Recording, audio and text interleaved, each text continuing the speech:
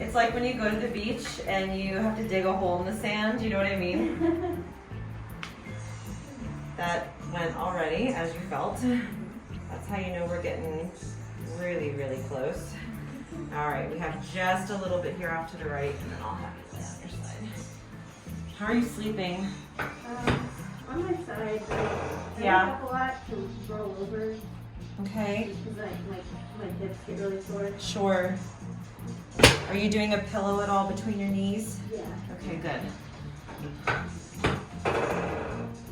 Are you getting enough hours right now? What do you Are you waking up throughout the night? I do wake up, but I feel like I just get more sleep.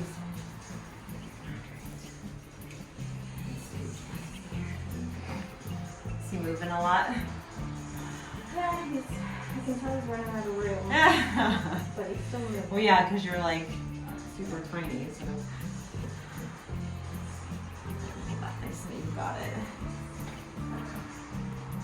There we go. Flat on your back, both knees bent for me. Bring your legs just a little bit closer together. There we go, perfect. You're so really strong. I let this go down.